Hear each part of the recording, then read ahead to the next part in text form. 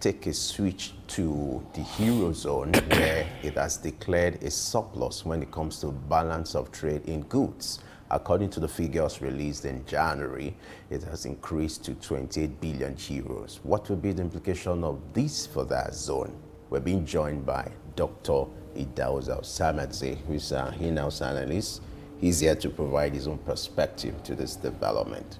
Glad to have you join us this morning as usual. Good morning. Good morning, sir. Good morning, Blessing.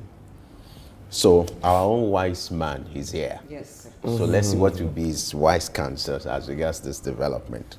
So looking at what is playing out, we started with the US, we went to Bank of England, what is happening in England, and let's look at what is happening in the Eurozone. But before we get to that, what's your take on what's playing out in England, where the Bank of England is expected to meet tomorrow?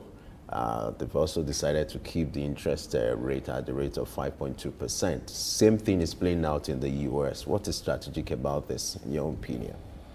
Well, I don't see strategy. It's just the fact that, like they say in the principle of effectuation, it's better to stay where you can control than predict. Sometimes prediction really is not something you can bank on 100%, because some of all the issues that are distorting the market are not within the control of anybody. So all that the banks can do is have to control the one that is within their reach. And I think that's what almost all countries are doing at the moment. So the world is in a terrible time. It's also to appreciate that the fact that we are aging, the planet is aging. A lot of things are not the way they used to be. Things are changing. And so the rules of the games also is be cautious so that you don't get into too much of trouble. I think that is what is happening. And if you look at it in England, for example, you see for a very long time that even in one election cycle, they have to change government for like 3 or 4 times, which is unprecedented. And that shows you the state of confusion that the state is in. People are thought that Souq, with his magic wand, would have just swamped in and then brought England back or to where it should be economically, but that seems not to be happening. And there is a lot of gambling here and there, trying to see what can be done to stabilize the economy of the UK. But I think that is what it is. Politicians can only make promises, but delivery, sometimes we have to look up to the supernatural. All right. But this time around for the Eurozone, they've had a monthly trade surplus of about 28 billion euros, and it's a record high for the Eurozone. Interestingly, one country in the Eurozone made great contributions towards that, and that's Germany. Yeah, it has always been like that. Recently, of course, there was speculation that Germans like the United Kingdom were almost threatening of pulling out of the EU, because the burden of EU is actually on Germany, because it seems to be the real fundamental economy that is doing well in the Eurozone more than any other country in the Eurozone. So they have been carrying the burden of weaker states in the zone, and they've been doing excellently well. But again, thanks to the fact that the prices of energy is also coming down, and you are looking at the fact that what it was in December, from 2022 up to December, the impact of the Ukrainian-Russian war on energy crisis in the whole of Europe that has made prices to skyrocket. And all of those are settling down as we speak. And these also had actually had significant impact on the trade balance among the Eurozone. So I think a whole lot of things working out. Germany is a highly productive economy, like we all know, and the only way out of trouble is more production. So you're seeing more export going out and lesser import, as it were, and that's the natural way to control inflation. So trade deficits. What do you think will be the impact of this or the influence of these on the strength of the currency for that zone, which is the euro? And what may likely play out in a few months, looking at this statistics as regards balance of trades in goods? Well, I think the future seems bright for euro, because if you're looking at it from where they are coming from and what's actually happening, like everybody's sitting now starting to adjust to the shock that came with the Russia-Ukrainian crisis. Now, you're finding alternative. You are looking out for new sources, for energy, and all that. But again, so many things are not within the control of Europe. OPEC can decide to change tactics tomorrow. And then, of course, it also will get into the pricing equation. Logistics issue can happen. And all these things have the potential of distorting the economic balance. So, but as it is, if everything being equal, the future looks bright. But like they say, nothing really is equal. So that for me is what it is. So for the currency, euro has been performing very well, and I think that's because of its resilience against major currency of the world, and because, of course, trading partners also, especially with the Francophones and getting a lot from Africa, also had helped Europe, really. And that's why people talk about Africa as the bride of the world. Now, let me take you on what you said, that the future is looking very bright for Europe. Is it really looking bright? Because you also mentioned that Germany is considering pulling out of Europe because of the burden that it carries of the other nations of Europe that are not as strong economically like it. If the Brexit situation happens with Germany, what will be the implication on Europe? Well, you see, it's just like the situation of the Brexit we talk about. Now, UK, they're counting their costs to see, oh, was it the best thing to have done? Had it really helped?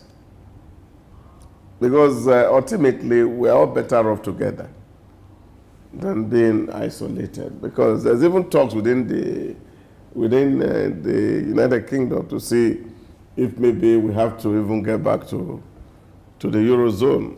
Yeah, because it's sometimes you can overestimate your significance in a group, but you must also know that there are a whole lot of things that pull together, like they say, one literally to drop here and there, because the power of Germany is also the Eurozone, because more trades are within themselves. So they are producing, and they are producing for the smaller economy. So what happens if, of course, you have to pull out? So all this consideration is not a decision that is going to be like yesterday. Like they say in my local palace, the decision to make a slave a freeborn is not a one-day decision. Now, we're in the era of economic blocks. You know, we have different versions here and there. You have BRICS, and then because it's looking like nations are looking for new alliances, business alliances and economic alliances. Do you foresee any threat or influence on the Eurozone, the alliance within the Eurozone? And then talk about global economy. Will that be an influence of what is playing out in the Eurozone? Yeah, I think the biggest of the destabilization the zone has had was just this crisis that came between Russia and Ukraine, and they are praying. And that's why, of course, a lot of people are praying, because as we speak, they are also considering what next step to take. Remember, a few days ago, after the electoral victory of Putin, he has threatened that if Europe will not take care, given the push by the president of France, that he will launch a full-scale war that may be the Third World War.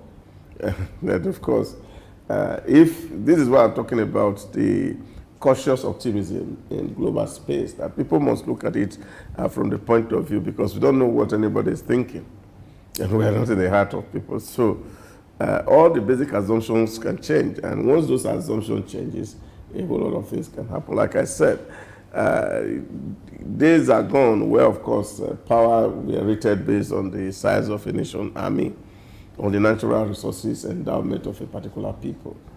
In a knowledge economy, anybody is as powerful as anybody. And that's why you are seeing distortions can happen. Attack on critical infrastructure of states can distort the economy and spoil the balance. So we can't rule all those things out. And I think what leaders just need to tread with caution and ensure that crises are not escalated beyond what is necessary, so that at least the world can know some stabilization and then the economy can grow. Because if the economy is not growing, then of course people will have to suffer. And I don't think that is why government exists. Looking at the contribution of Germany to the trade surplus of the Eurozone, 27.5 billion euros out of the 28 billion euros. That's almost everything. So what is Germany doing that other countries in the Eurozone seem not to be catching up with? Yeah, I don't think it's other countries not doing. It's just the fact that somehow, because of their positioning and natural endowment, not as many countries in Europe as endowed as Germany. Germany is well endowed by nature also, more than most of the countries in the Euro. So those are the things that you see play out there. It's not as if that they are doing anything that is particularly different from what other states in the Eurozone are doing. You have some smaller countries in Euro who are doing excellently very well. Take, for example, Denmark. They're also doing excellently well, given their small size of land and leveraging on animal husbandry, a greatest supplier of cheese globally,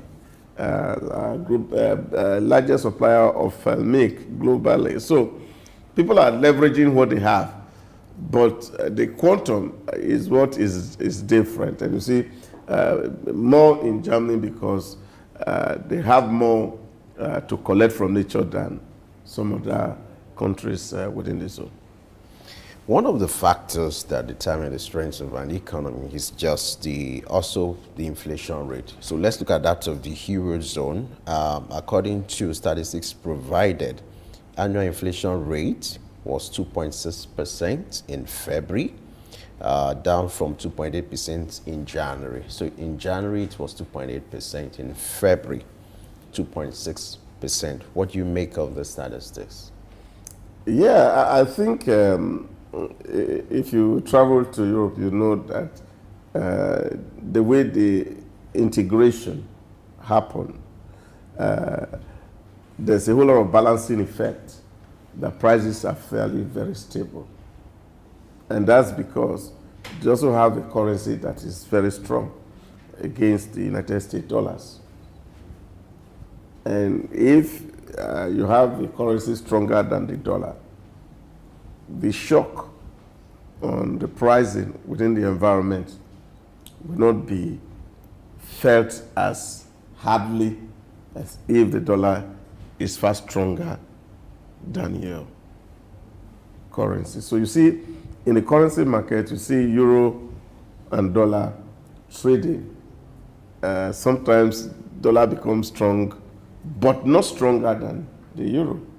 So at the end of the day, it's the currency, really, which is the greatest determinant of what prices are. And of course, prices in terms of demand and supply affect what the inflation rate on a particular country is. Now, in terms of transport connectivity, euro is very integrated. Now, in terms of access, they are integrated. You get one country visa, you can visit as many as 14 countries. You get to Paris today, you take a train, you can get to London, you can go to Germany, you can go to Spain, you can go to anywhere within the Eurozone. So mobility is beautiful. They are connected.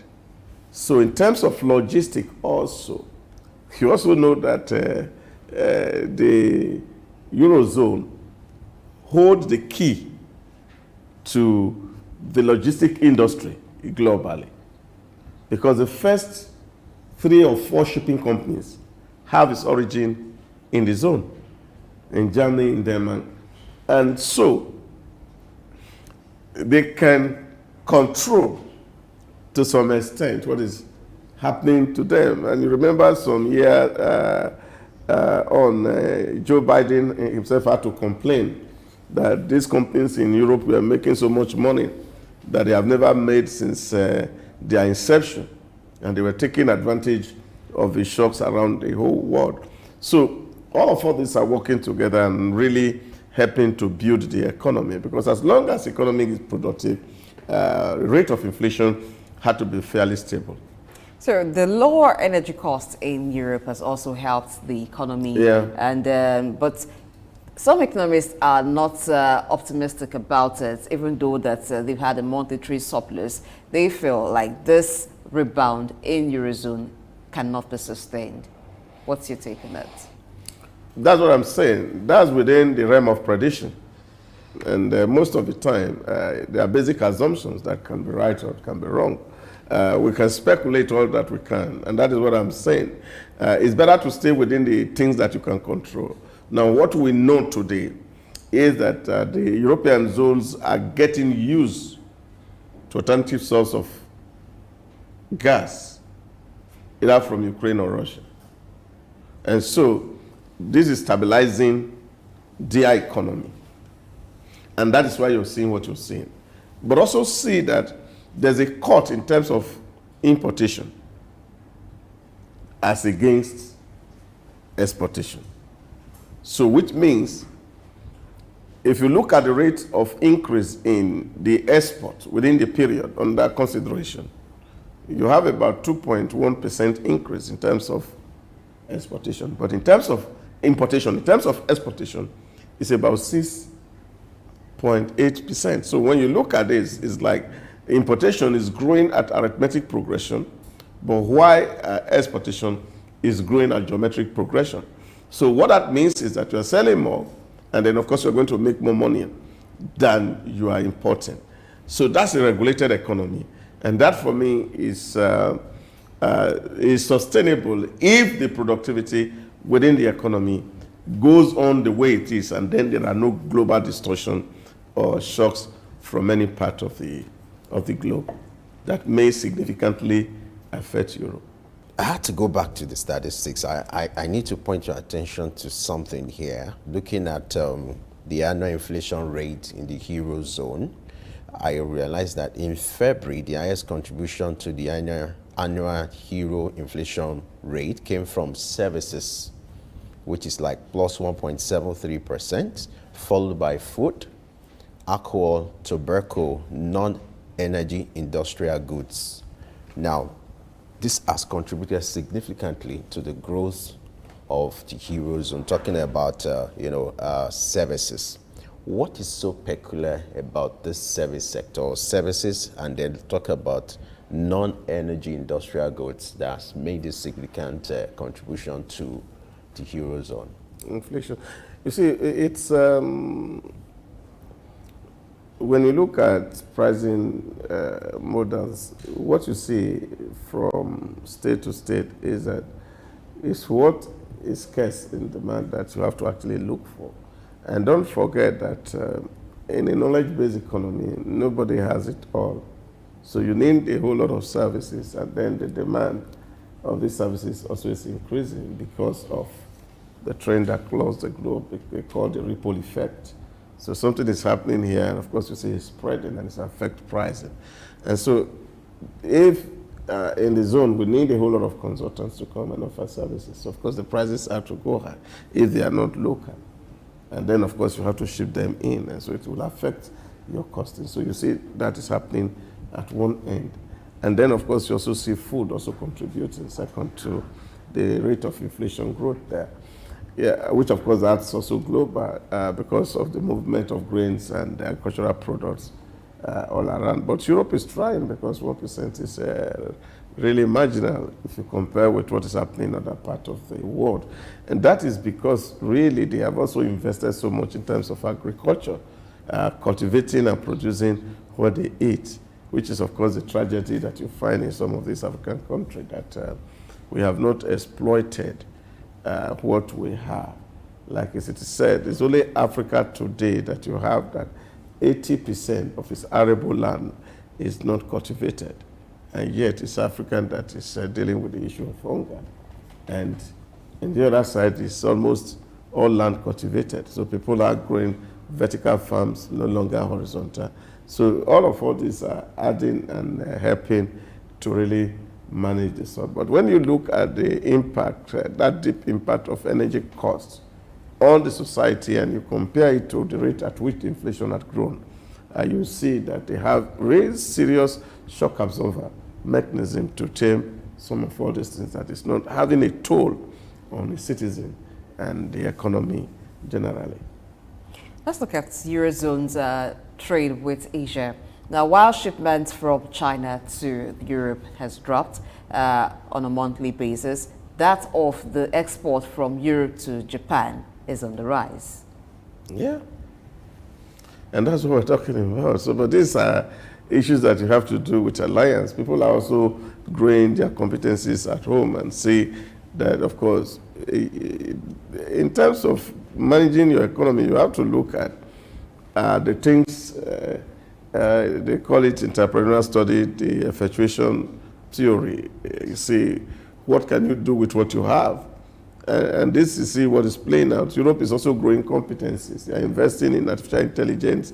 They are investing in microchip technologies. There are some of these things that are supposed to be shipped down from here. You can actually do some of this work here, especially in the automotive industry that is, of course, very dominant in the German economy. So most of those things that you need, really, rather than get them from China, you can actually now start to produce at home to stimulate growth and employment within their own zones. So that, of course, could account for the reduction in terms of importation that is coming from China. But of course, they also have a lot of things to sell that, of course, they have to ship to Japan. They need the cheese from Europe, they need the milk, they need a lot of agricultural products that move from Europe to Japan. Of course, because, of course, as we speak, the Japanese economy is also facing a whole lot of stress. And you see the Bank of Japan doing everything to see how to stabilize the indices of the economy. So all this what are playing out between trade between the Asia country and Europe. Now, away from the Eurozone, let's wrap up our global trends by looking at what's playing out between China and Angola. You know, China has made some commitment, in fact, has signed an agreement with Angola to invest in several sectors. What do you make of this alliance between Angola and China? You know, in our local parlance, if your debtor is sick, you have to pray seriously so that he doesn't die. So that you can recover your money. You have to pray seriously that your debtor don't die, because if your debtor die, you lose everything. So how do we marry that with this now? So you see, there's no way that Chinese will not be interested in what is happening in Angola, especially with the huge debt burden that Angola is owing to China, over $12 billion US dollars in debt to China alone in terms of infrastructure, construction, and the rest of it. And now you see what is happening in the oil market. And recently we saw that last December, Angola, because of its economic woes, were threatening to pull out of OPEC so that they can do oil business on their own and the rest of it. Now, China is looking at it and look, at the end of the day, oil is no longer a prospect to paying up this debt. So we must begin to look out for some other areas where you can grow competencies, where money can quickly come in so that they will be able to pay their debt. And I think that's what's important to China. Angola has taken so much money and they keep asking for more. And what they are selling in oil is not able to pay up this debt. And I think it's just strategic for China to help Angola think so that the debtor will not die and the debt will not be cancelled. In helping Angola think, like you put it, so Angola is thinking of diversifying its economy into agriculture. Now, Nigeria has tried that, but what do you see in Angola's case that will help it thrive or really diversify into agriculture that will begin to yield as much income or even more as oil has given it? Yeah, I think it's all of them are still within the realm of speculations. You are thinking that there are some things you can do, that there are opportunities that are there to be unlocked. What level of investment, of course, they are getting from China, certainly will not be in terms of the real hardcore agriculture, except me looking at helping with mechanization of farms in Angola, in terms of bringing in machines and the rest of them. But of course, the internal working of the system itself is what will determine whether agriculture will be successful in Angola or not. Because when you look at it, take for example in Nigeria, you say, what have we not done well?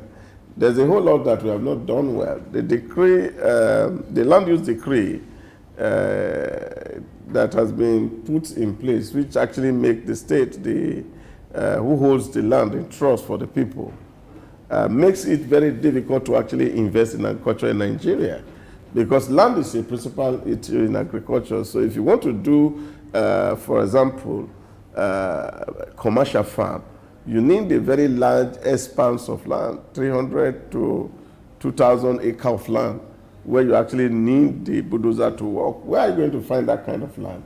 It's not available for those kind of commercial farm. Those are the things that are actually affecting agriculture, because except in the north where you have a lot of land, maybe in Kebbi or Niger State, otherwise, you see, when you go to the southeast, the northeast, there's not so much of land, because desertification has also taken part of the land that's supposed to be meant for agriculture. Now, if you go to the southeast, erosion has done several severe damage to the land, and of course, the land size of the eastern state is already small, by it's less than 29,000 square kilometers for the 5 northern states, and that's almost what the size of Kogi State is. So when you look at all these constraints, the challenge of farming become really difficult. If as a man I want to go to my community to go and farm, I won't be able to find agricultural land to farm. It's not available, because even those who are at home can't find land to farm. So this is a basic problem. So land tenure.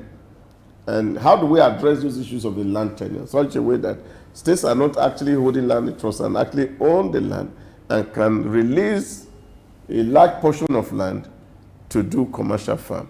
These are the issues that African states will need to grapple with because of the inheritance structures and the cultural values that are associated with land and the rest of it. So that's one part of it. Also, to see a population that is enlightened enough in terms of agricultural practice is another ball game. So because you can bring the machine, some people have to operate the machine. So if you don't have the manpower to drive that process, it's likely that you are not going to make so much impact in that direction. But all the same, I think Chinese in the last few years has also been investing so much in agriculture. And those expertise can actually also be exchanged. But the big elephant in the room is how African leaders deal with corruption and take it off the road. Because if Angola Resources, as one of the largest oil-producing nations in Africa, was really well managed, we shouldn't be talking about Angola that is indebted. We will not be talking about Angola that is cap in hand, moving around the globe looking for who to bail them out. But in fairness to Angola, what Angola is trying to do is to reduce the overdependence on oil. The decision was taken earlier this year to leave OPEC, and then it's looking for ways to, shove that kind of shortfall, looking at agriculture and manufacturing sector. Now, let's look at the impact of this partnership with China. What will be the impact for Angola? you're looking at the agri sector. Angola has the land, but might not have the technology needed.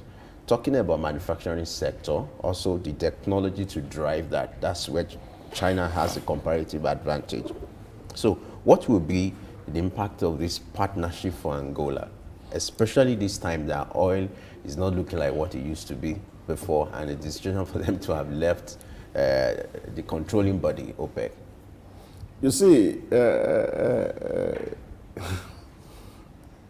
the decision to diversify, as it were, is not a strategic decision from Angola. Angola is faced with debt crisis, huge debt crisis. And as we speak, you can only produce as much as OPEC will allow you to produce. So the whole idea of moving out of OPEC is actually to see how much more they can leverage in terms of production of crude, and they are selling it. But you see, the world is toning down on oil. So we are looking at a globe, a future that's beyond oil. So everybody is seeming to be strategizing to see how we can sit down and think of alternate source, assuming this oil suddenly runs dry, or of course the world doesn't need it again. So what are we going to do? Now, these are futuristic thinking, and I think what has happened between Angola and China is not a G2G relationship. If you look at really the document that is available to us to look at, that the Chinese president is saying all the big companies in Chinese big companies that want to operate in Angola, they will give them support. So those support is not directly to the Angolan government. So the support is to the Chinese company. Because I'm not sure that China will still trust Angola with more money after some have been trapped. So how will the investments be done? The assurance that China is giving to Angola, in what way will that commitment come if it's not going to be in more money? Yeah, but that's what I'm saying. The companies are coming to do business in Angola. So what you are saying is create an enabling environment for the company to do business and make profit. And then, of course, repatriate them to China. So this is the issue. And that's where Africans really need to be strategic in terms of relationship with other states of the world. That somebody is offering you something, and you have to look at it if it's a gift, a great gift, so that you don't accept something that will eventually choke you. Chinese is looking at buying land everywhere across the globe. Even in Nigeria here, they are taking lands and they are buying land, owing land in other people's nations.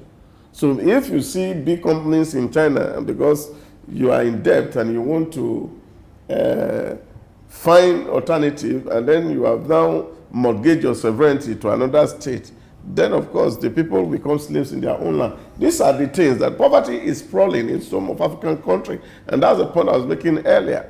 If we have used our resources well, when we had boom in oil, that's when we would have been talking about diversification. When you have the money to do what you want to do, but now you don't have the money. So you are looking for a state that has money to want to invest. And there is no further Christmas in terms of international relations. States are coming to come and make profit. And so the president is saying to you, yes, our big business will come and do business with you, but create that enabling environment. What is this enabling environment? Is ability to repatriate profit after you have made trade. So those support they can get some paper money from China, and then in the form of LC, and take to an Angola bank, and then they have more of Angola money to do the business and do the farm. But inside the farm, the company repatriates its profit, because this is not state to state. It's business to state. So this is where, for me, like I said, China is just looking for how to get things out of Angola, at least to recoup some of the money seems trapped. All right. According to a statement credited to the Chinese president, during the visit of his counterpart in Angola, He said the essence of this agreement is also to strengthen the economic and political ties with Africa. So it's just beyond Angola. The target is Africa. And I want to ask this question. Can Africa exist without China? We have always existed without China, and we can also exist without China. How? And I think looking at the growing influence of China in Africa. Yeah, and that's why really we also would need to be very cautious the way we deal with people globally. And a lot of people have complained the real impact of China on Africa is huge.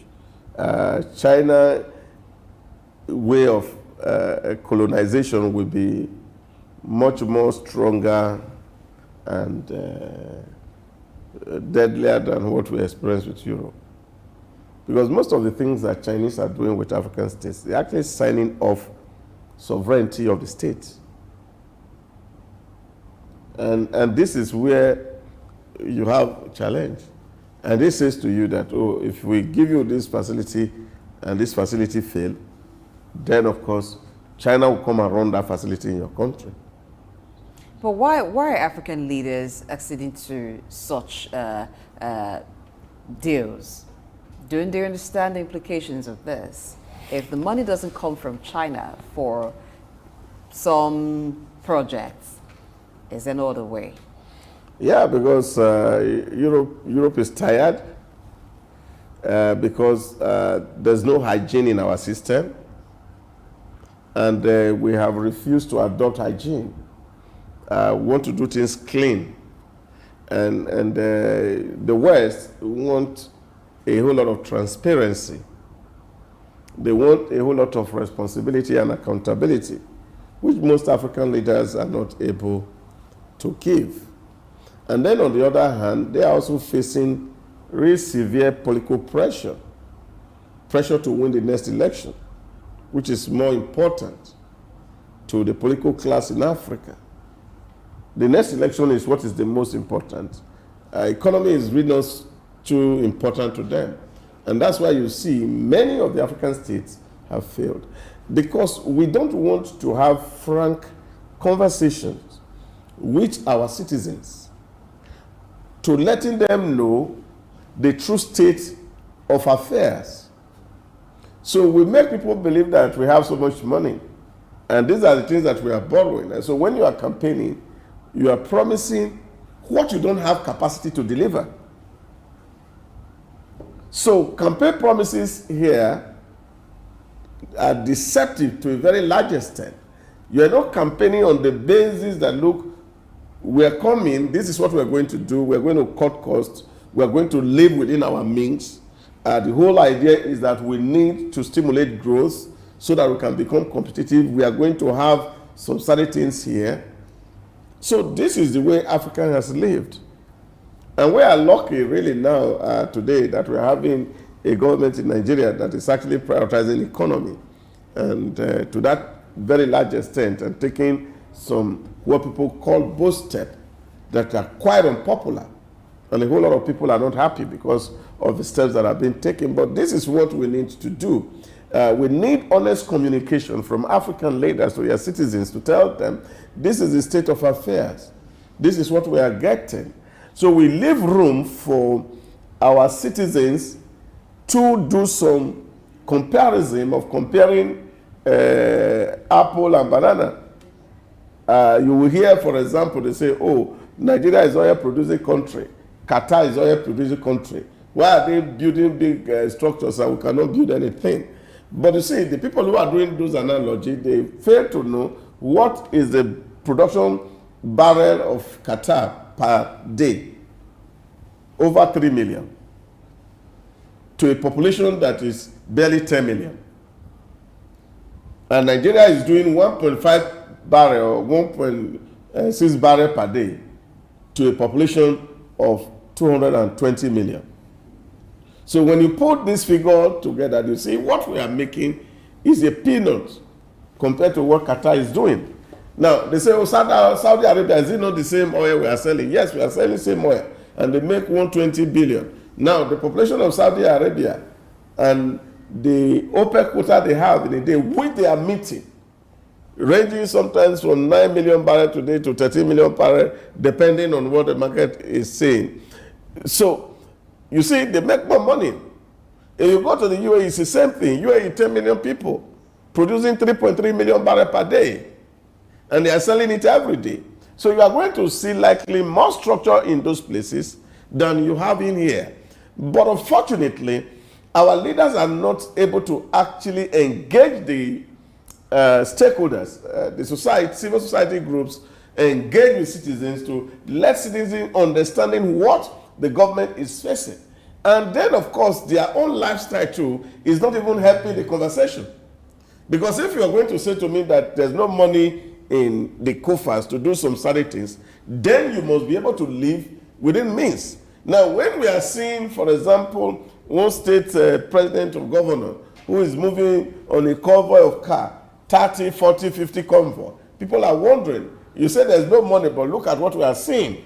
And I think this is where we need honest and sincere conversation between the citizens and the government to be able to actually kickstart Africa. Because on the way we are going as Africa, when we continue to tell our people, oh, make promises to them, and we know that these promises are not fixable, given the resource within our control. Take, for example, I keep using the Idahosa check on the infrastructure gap in Nigeria. We need, for example, between $80 billion to $150 billion annually for 30 years to be able to close the infrastructure gap here. Where is that money going to come from? How much are we earning? What's our total size of budget? The entire budget we have done this year is not up to 40 billion. So how are we going to meet up with that gap? Is a conversation that states needs to have with their citizens. And I think that's what Angola should also be doing, and having this frank conversation with your citizens, and let it be seen that you are trying to live within your means. And then when you are asking the people to tighten their belt, it will be very easy, and that communication can sink, as it were. And sometimes the belt is already, it has gone bad from too much tightening. Thank you very much, Idahosa Osamhaze, for being on the show today. Blessing, thank you for having me here. Early exchange, shaping policy, advancing development.